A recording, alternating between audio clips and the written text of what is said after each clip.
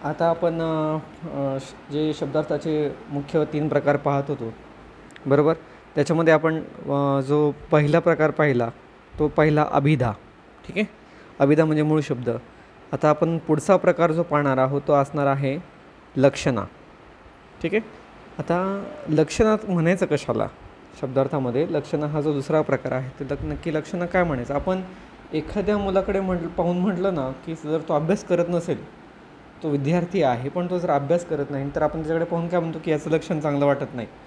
गुरुजी त्याला काय म्हणतात की याची लक्षणं काय चांगली वाटत नाहीत, कारण हा नुसताच बाहेर फिरतो आहे, हा अभ्यास करत नाही, म्हणजे त्याला अपेक्षित असणारी कृती तो करत नाही, तेव्हा आपण त्याला म्हणतो की याचे लक्षण चांगलं नाही. तसं मूळ अभिधेचा अर्थ न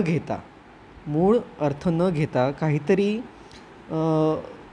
जर त्याच्यातून काहीच अर्थ जर मूळ शब्द जरी वापरला गेला असला तरी त्याच्यातून अर्थप्राप्ती होत नसेल, अपेक्षित आपल्याला अर्थ मिळत नसेल, तर आपण त्या शब्दाचा दुसरा एक लाक्षणिक अर्थ घेतो. मूळ अर्थ जर मिळाला नाही तर आपण त्याचा लाक्षणिक अर्थ घेतो, त्यालाच आपण म्हणतो लक्षणा. म्हणजे मूळ अर्थ सोडून जो आपल्याला अर्थ प्राप्त होतो म्हणजे शब्दाची दुसरी शक्ती, त्याला आपण म्हणतो लक्षणा.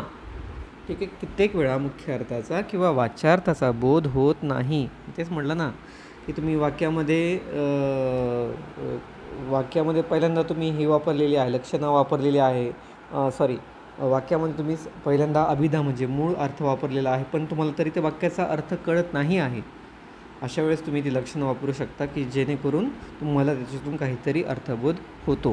म्हणजे मुख्य अर्थ सोडून जो अर्थ आपण स्वीकारतो त्याला आपण काय म्हणतो, लक्षार्थ म्हणतो.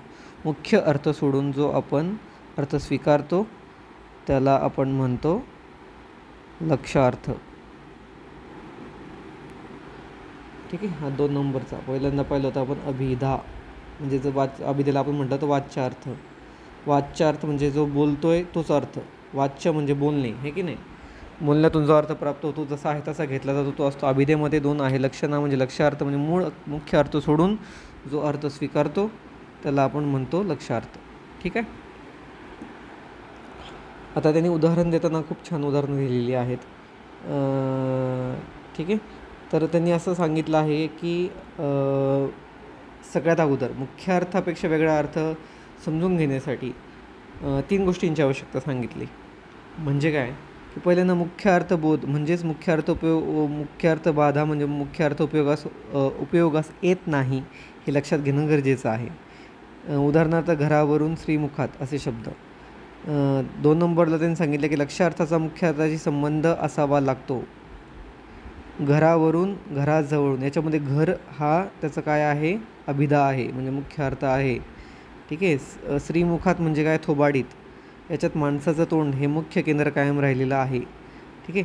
पण मुख्यार्थ व त्यातून संबोधणारा अर्थ यांच्यामधला संबंध मात्र कसा असला पाहिजे, निकटचा असला पाहिजे. मुख्य अर्थ सोडून जरी तो शब्द असला तरी, तो अर्थ असला तरी त्याचा मात्र सहसंबंध हा मूळ शब्दाशी असणं अपेक्षित आहे. ठीक आहे. रूढी अथवा प्रयोजन म्हणजेच काहीतरी हेतू असल्याशिवाय लक्षणेचा वापर होत नाही, म्हणून लक्षार्थासमोर नेहमी प्रयोजन असते. प्रयोजन असणं हे गरजेचं आहे. ठीक आहे. आता उदाहरण म्हणून मी शेक्सपियर वाचला. आता हा शब्द मी म्हटलं की मी आता बोलता म्हटलं कालच मी शेक्सपियर वाचून काढला, याचा अर्थ आपण शेक्सपियर काय त्याला हे वाचलं का, त्याला 2 पाय होते 2 हात होते असं वाचलं का मी, नाही. मी शेक्सपियर वाचला म्हणजे काय वाचलं तर त्याची नाटकं वाचली, त्याचे जे साहित्यकृती आहे त्याचा मी अभ्यास केला. ठीक आहे. म्हणजे शेक्सपियर वाचला म्हणजे त्याच्या नाटकांचा म्हणजेच 2 अर्थांचा संबंध इथे आपल्याला पाहायला मिळतो. ठीक आहे. आता समीपता म्हणजे मुख्य अर्थाला लक्षार्थ कोणत्या गोष्टींमुळे प्राप्त होऊ शकतो, तर समीपतेमुळे. म्हणजेच 2 अर्थांचा समीप असला पाहिजे, तो दोघांचा अर्थ जवळचा असला पाहिजे. 2 नंबरचा आहे सहचर्य, 3 नंबरचा आहे सादृश्य आणि 4 नंबरचा आहे कृती. या संबंधांमुळेच मुख्य अर्थाबद्दल लक्षार्थ निर्माण होऊ शकतो. आता इथं त्यांनी लक्षार्थ म्हणजे लक्षणेचे 3 प्रकार सांगितलेले आहेत.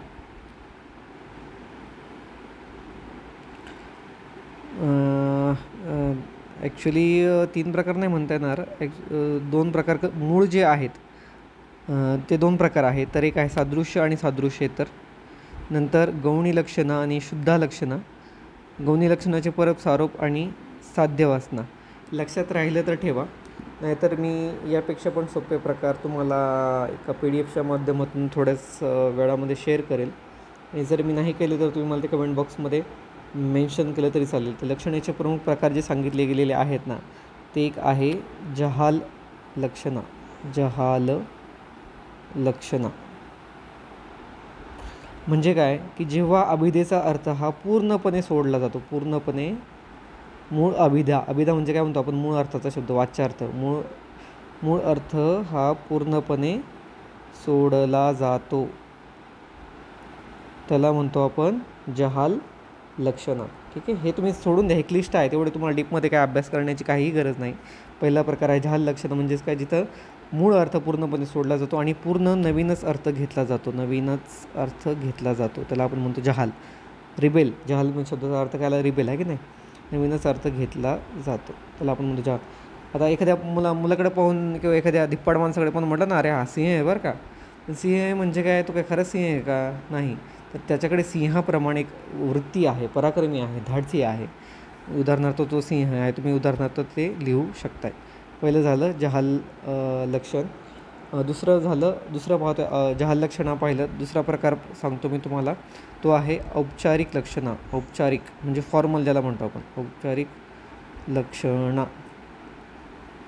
आता इथं काय होतं, अभिधेचा अर्थ पूर्णपणे टाकला जात नाही, पूर्णपणे सोडला जात नाही. इथं काय केलं जातं, तर अभिधेचा अर्थ आणि लाक्षणिक अर्थ दोघी, अभिधा प्लस लाक्षणिक, यांचा एकत्रित विचार केला जातो, त्याला आपण म्हणतो औपचारिक लक्षणा.